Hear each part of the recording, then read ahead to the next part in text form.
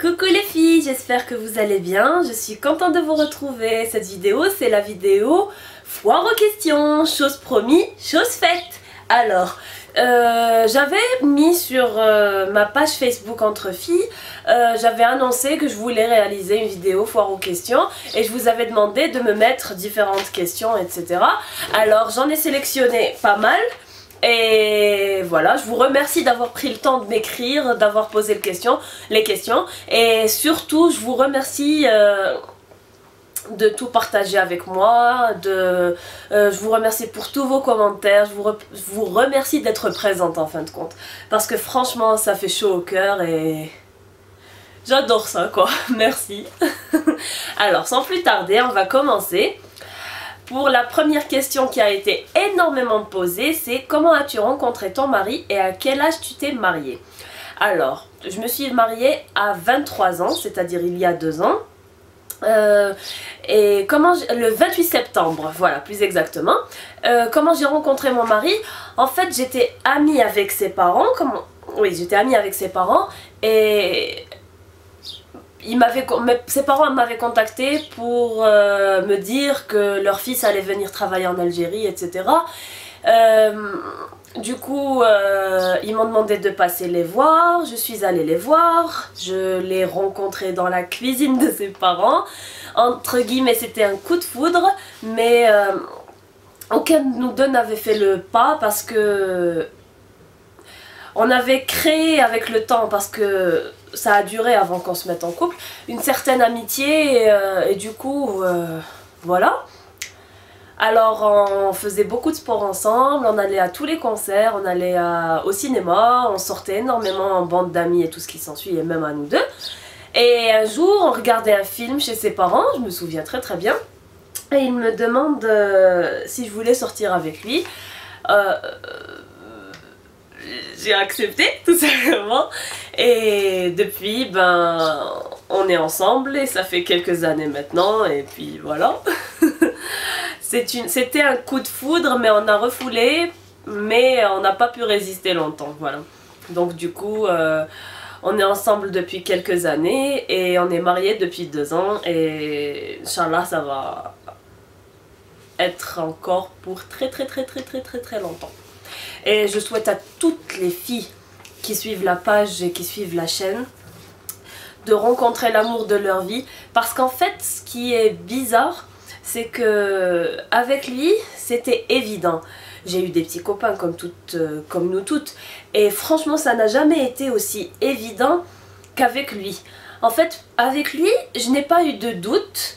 Et comment dire, j'étais sûre que c'était lui avec qui j'allais vivre ma vie, à tel point que j'ai sacrifié certaines choses de ma vie, entre autres, mais ça c'est un sacrifice temporaire, j'avais eu une bourse pour le Conservatorio Niccolò Paganini à Genova en Italie pour 5 années. Et comment dire, tellement je ne pouvais vraiment pas rester loin de lui, que j'ai sacrifié cette bourse, j'ai abandonné cette bourse. Du coup, j'ai fait mes études qu'en Algérie et alhamdoulilah, j'en suis excessivement satisfaite. On a des profs en or, Allah ybarak. Et pour celles qui ne le savent pas, j'ai fait des études de musicologie. Et qu'est-ce que je devais dire d'autre? En fait, je n'ai pas de regrets, mais alors là, aucun. Le seul petit souci, qu'on peut dire ça comme ça, si c'est un souci, c'est qu'on n'arrive pas à rester trop loin l'un de l'autre. C'est vraiment un problème. Quand je vais chez mes parents, après, la semaine passe, ça commence à devenir difficile. Pour nous deux en tout cas. Alors franchement les filles, je vous le redis et je vous le re-souhaite, Inch'Allah. Je souhaite que chacune d'entre vous rencontre l'amour de sa vie et n'ayez crainte. On le sait, quand c'est la personne qu'il nous faut, c'est une évidence pour nous-mêmes. On n'a pas de doute, on n'a pas de questions. En fait, dans notre tête, on se dit, c'est tout à fait normal. Ça vient naturellement, ça vient logiquement et c'est ce qui s'est passé pour moi, voilà. En tout cas, voilà. Pour la seconde question, quels sont les pays que tu as visités et quel est le plus beau voyage et pourquoi? bon, j'ai regroupé, on va dire, mais j'ai mal formulé les deux questions. Alors, pour les pays que j'ai visités. Bon, la France, bien évidemment, parce qu'on a un petit quelque chose au sud. Ensuite, la Belgique. Le Maroc, j'y suis allée énormément de fois, c'est un pays extraordinaire. La Tunisie. Quelques pays d'Afrique noire. Et la Turquie, voilà. La Turquie, on avait loué une voiture à Istanbul. On a fait le tour d'Istanbul, bien sûr. Ensuite, on a fait tout le pays. Et je peux vous dire que les autres régions en dehors d'Istanbul sont magiques, sincèrement. Pour le plus beau voyage, je ne vais pas dire le plus beau voyage parce qu'ils ont tous été magnifiques. Oui, tous. Oui, il y a l'Italie aussi. D'ailleurs, c'est mon université qui m'avait envoyé pour représenter notre pays, à Genova justement. Pour la Turquie, c'était mon plus beau voyage entre guillemets à cause d'un endroit qui s'appelle Pamukkale. Je vous mettrai des photos sûrement de ce pays-là. Alors, comment dire, c'est un endroit très très calme. Il n'y a il n'y a pas de boutique, il n'y a pas de centres commerciaux, il n'y a rien de tout ça. Franchement, c'était côté nature. Et alors, comment dire, c'est une montagne de calcaire. Gorgée d'eau, avec des bassins d'eau, tout est naturel et elle est au milieu de nulle part. C'est-à-dire tout le reste est en terre normale, il y a de la verdure, des animaux, des lacs, tout ce qui s'ensuit. Et ensuite cette immense montagne blanche, vraiment blanc neige. Et j'ai eu la chance de pouvoir marcher dessus. En fait, quand on arrive au plot, pour pouvoir entrer, on va dire, entre la terre marron et le début de la montagne blanche, on doit enlever nos chaussures. Bien sûr, c'est payant pour pouvoir marcher dessus. On doit enlever nos chaussures et marcher pieds nus. J'y suis allée en hiver. C'était froid, mais c'était magique. Enfin, j'ai marché pratiquement, j'ai monté la montagne, on va dire, pas escaladé, mais grimpé. Pratiquement une demi-journée et quelques. Et franchement, c'était incroyablement beau. On marche sur l'eau. Alors parfois elle est glacée, parfois elle est chaude, parfois elle est normale. C'était vraiment... c'est de l'eau de source. Et quand on arrive au sommet, on a comme des cratères de volcans. Et ensuite on a une sorte de piscine d'eau de source. C'est vraiment quelque chose de très très beau. Et c'était vraiment un moment que j'ai partagé justement avec mon mari et que je ne risque pas d'oublier. Voilà. Alors, comment t'as supporté de vivre loin de tes parents? Supporter, c'est un bien gros mot parce que c'est difficile. C'est surtout quand on est très très proche d'eux. Moi, je suis quelqu'un qui considère ma maman comme ma meilleure amie. Je lui raconte tout, je lui parle de tout et du coup, je continue de lui parler de tout. D'ailleurs, je l'appelle minimum 8 fois par jour. Et franchement, j'essaie de me dire que j'ai rencontré ma moitié, comme mon père a rencontré la sienne et ma mère a rencontré la sienne. Et du coup, je dois vivre ma vie, j'ai pas le choix. Et voilà quoi. En tout cas, ce que je me dis, c'est que heureusement que je suis juste au sud de l'Algérie et non pas dans un autre endroit. Je sais que ça va venir, mais... pour le moment, je profite d'être encore en Algérie pour faire d'énormes... enfin, souvent des allers-retours, même si je peux vous assurer que ce n'est pas du tout évident, mais bon, voilà. Donc, j'espère que j'ai répondu à la question parce qu'elle est difficile pour moi, entre guillemets. Alors, es-tu romantique? On va dire que oui, je suis une fille assez romantique, assez girly, assez fleur bleue, j'ai toujours mes rêves, j'essaye de rester dans mon petit coton bleu. Je suis vraiment encore très romantique, oui, je suis romantique. Alors, fais-tu autre chose dans la vie que chanter? Ben oui, je suis musicologue. Musicologue veut dire chercheuse en musicologie, c'est-à-dire dans les sciences de la musique, dans l'ethnomusicologie, dans l'histoire de la musique. Je fais des recherches, j'essaie d'écrire notre musique algérienne. Pour le moment, je suis basée sur le sud, donc je profite d'écrire sur les musiques du sud. J'ai quelques camarades d'université qui écrivent pour chaque style et région algérienne, et franchement notre musique algérienne est tellement belle et noble qu'elle doit être transcrite et écrite et analysée, et du coup voilà mon métier. Pour les rémunérations, comme on dit, oui, tu fais des études de musique, t'as fait des études de musique, mais est-ce que tu peux en vivre? On peut très très bien en vivre. Ce genre de recherche, on peut les vendre aux professeurs d'université étrangers. On peut faire des, on peut donner des, pas des réunions, mais des, comment on appelle ça? Oh là là, je perds mes mots moi. Conférences. Oui. Alors, on peut être maître conférencier et donner des conférences dans différentes universités, différents conservatoires du monde entier pour pouvoir... Les gens s'intéressent énormément à ceci. On peut écrire des livres sur notre musique et personnellement, je suis sur le chemin de tout ça. Voilà. Ensuite, est-ce que tu vas venir en France? Ben, je fais souvent des allers-retours, plus exactement au sud de la France. Donc oui, probablement dans les mois qui suivent.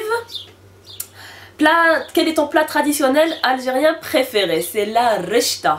À chaque fois que je vais à Alger, je demande à ma mère de m'en faire. J'aime bien la tchurtchoura aussi. J'adore ça. Mais la rechta reste mon plat préféré algérien.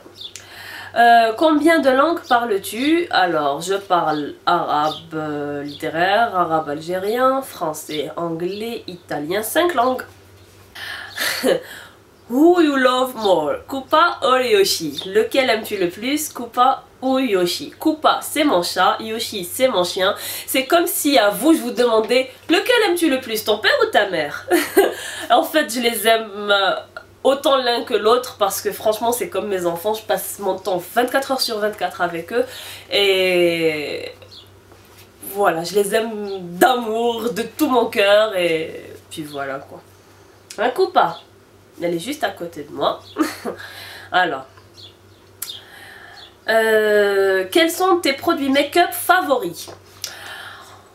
Favoris, je ne sais pas. Je change tout le temps. Mais... pour le moment, on va dire que les produits de chez Réserve Naturelle, c'est un site internet français qui propose différents produits make-up. J'en suis excessivement satisfaite, j'aime beaucoup leurs produits et je peux dire que c'est une de mes marques favorites. Voilà, c'est Réserve Naturelle. Alors, quel est ton bijou indispensable? Bon, mon mari, quand il a lu cette question, il m'a dit la bague. Bah oui, la bague, mais les bijoux que je change à longueur de temps, on va dire que la bague, je ne peux pas la changer, elle fait partie de moi, ça y est. Mais ce que je change souvent, c'est les bracelets. J'adore en mettre différents chaque jour. Et les boucles d'oreilles, j'en change aussi très très souvent. Mais c'est surtout les bracelets, j'adore changer de bracelet très très souvent, voilà. Alors... tu peux nous faire une vidéo bderja, qui veut dire algérien, la langue arabe algérien. Oui, j'en ferai sûrement, mais après je pénaliserai les européennes qui nous regardent ou les algériennes vivant en France qui ne comprennent pas l'arabe. Et je sais que nous toutes on a étudié le français à l'école et du coup on a des bases. J'essaie de parler le plus simplement possible pour que je puisse me faire comprendre d'un maximum de femmes et de filles algériennes et autres. Et du coup, j'en ferai, mais moins souvent que les vidéos en français. D'ailleurs, je veux pas pénaliser parce que je veux m'ouvrir et non pas diviser le peuple, mais les regrouper, les réunir. Et pour ceci, il faut utiliser des langues qui sont un peu plus courantes. Voilà. Ce n'est pas parce que je n'aime pas parler arabe, ce n'est pas parce que je diminue notre langue ou quoi que ce soit. Loin de tout ça, c'est juste pour pouvoir élargir le champ d'abonnés et surtout pour pouvoir toucher un maximum de monde. Voilà tout. Voilà. Alors, comment gères-tu ta vie entre Facebook, YouTube et ta vie privée? Ben, c'est tout simple, hein, comment dire, ma vie privée, j'essaie de partager certains détails avec vous, mais la vie privée restera la vie privée. J'essaie de faire la part des choses. Pour ce qui est de Facebook et YouTube, j'essaie d'être le plus présente possible. Et puis je pense que pour le moment j'ai un équilibre assez maintenu, j'en suis ravie, j'espère que vous aussi, puis voilà. Alors, est-ce que tu es accro à la mode? Comment dire? En fait, oui et non, parce que je ne suis pas les dernières tendances, oui, il n'y a pas côté make-up parce qu'il y a toujours des nouveautés très intéressantes, mais côté vêtements, chaussures, sacs, bijoux, etc., je m'en fous un peu parce que j'ai mon style personnel, comme vous pouvez le voir. Je pense pas que je ne sais pas si c'est à la mode ou pas. En tout cas, c'est la robe que je vous ai montrée dans le... Enfin, je ne sais pas si j'aurais posté ou pas la vidéo, mais en tout cas, c'est une robe que j'ai achetée sur le site AliExpress. Enfin, pour l'âge de Yoshi, quel âge a Yoshi? Yoshi, c'est mon chien. Alors, Yoshi a eu 11 mois ce mois-ci et il aura 1 an en juillet, le 22 juillet. Voilà. Pour la chanson, oui, je sais qu'il y avait... Alors, il y a une fille qui me demande de chanter un petit refrain de Someone Like You d'Adèle a cappella. Oui, il n'y a pas de souci, j'espère que ça sera bon. Je sais pas comment est l'état de ma voix, je ne sais rien, elle n'est pas chauffée, elle n'est rien du tout. Donc du coup, je vais essayer, mais avant, je dois trouver les paroles parce que sincèrement, j'ai pas envie de dire des bêtises. Voilà. Alors... Je chanterai par contre que le refrain, je pense. J'ai pas envie de vous déranger entre guillemets avec ça. Voilà.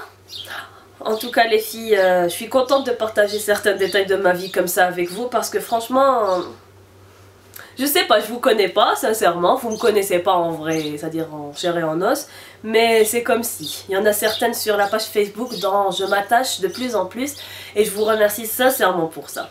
Alors voilà, j'ai trouvé les paroles. On va essayer de chanter que le refrain. Alors, je vois rien. Never mind, I find someone like you.